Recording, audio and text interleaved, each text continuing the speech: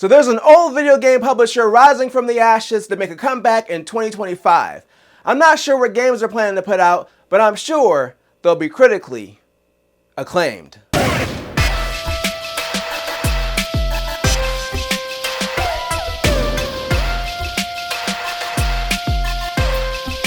It's Sunday, so let's get sensational.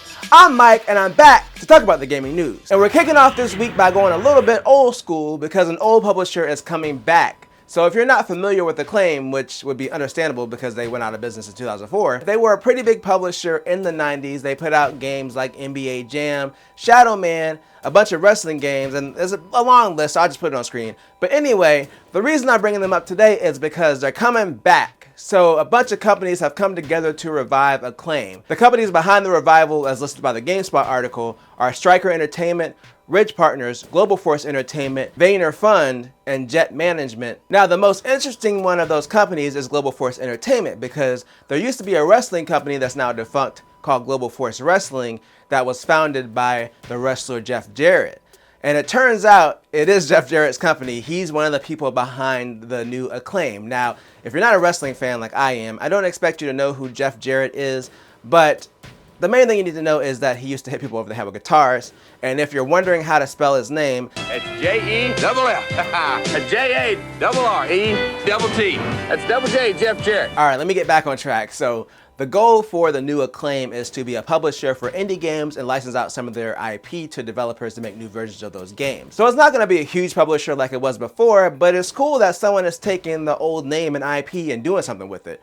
Of course, with me being a wrestling fan and Jeff Jarrett being involved, I'm hoping that we get some cool indie wrestling games out of this at least. And maybe, just maybe, if I was in the UK, I could even rent a PS5 to play said acclaimed wrestling game that doesn't exist. So Sony has decided to team up with a leasing company, Raylo, to offer options to lease PS5 and some accessories in the UK. They basically have 4 options for the PS5 and the PS5 Pro consoles. You can either do per month rental with no contract, or you can do a 12, 24, or 36 month contract.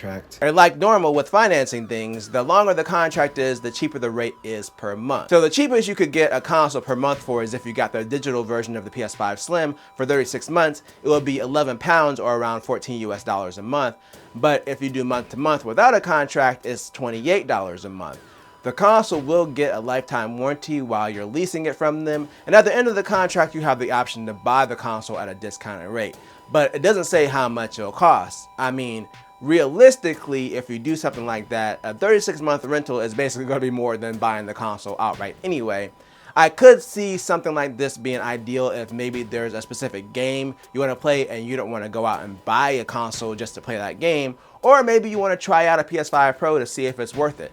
Otherwise, it's not a great deal long-term in my opinion. They also have the PSVR 2 and the PlayStation Portal as well as options to lease, which again, it's a little bit weird, but let me know how you feel about this whole rental thing down in the comments. But aside from Sony's questionable console rental service, they've also decided to join the weekly tradition of firing people. So PlayStation has laid off employees from their San Diego-based visual arts team. It's not known how many people were let go, and Sony declined to comment on the layoffs as of right now at least, but basically their visual arts team provided support for other studios, and they had most recently worked with Naughty Dog on The Last of Us remasters.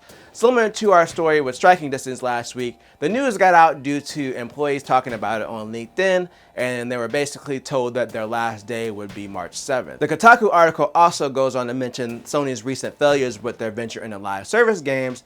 Most notably was them shutting down Concord last year after it being out for like 2 weeks, and then canceling several live service games that were in development, including one based on the God of War IP. So I get that they lost money on this whole live service venture, but I don't really feel like they're hurting bad enough where they need to let all these people go. But like I said last week, it's not super surprising. It seems like once one company starts laying people off, then everyone else just follows. All right, it's time to rebound from the bad news with some news, not really good or bad, about the Switch 2. So let's just go ahead and talk about it today. In our final story. Yes, I know I'm back talking about the Switch 2 again, and it's not April yet, but we got some new details that were confirmed about the hardware, so I thought it'd be cool to just go ahead and talk about it. So FCC filings have revealed some new details about the Switch 2. So the Switch 2 will support Wi-Fi 6, which I was hoping they would have gone with 6E or 7, but It's Nintendo and they always build their consoles as cheap as possible, so it's not surprising that it's going to be Wi-Fi 6, and it probably won't really matter for a while since a lot of people probably don't even have routers that support Wi-Fi 7 or even 6E at this point. Another thing that was revealed from the filings is the Switch 2 is going to have NFC, which isn't surprising because it needs to have it for amiibos to work unless they were planning on dropping that feature, but I mean, they were super popular and they make a bunch of money, so it wouldn't make any sense for them to drop it. But the most interesting thing to come out of the filings is it confirms that both USB-C ports can be used for charging. None of the news was super surprising, but the biggest takeaway is that both the USB-C ports can be used for charging, which I assume that would be the case, but it's Nintendo, you never know. They could have just added that top port to plug in a weird cardboard accessory or something like that. Not that they would do that again. But either way, I don't expect to cover much more about the Switch 2 until the Direct next month, but let me know in the comments what type of features that you hope come to the Switch 2 when it's fully revealed.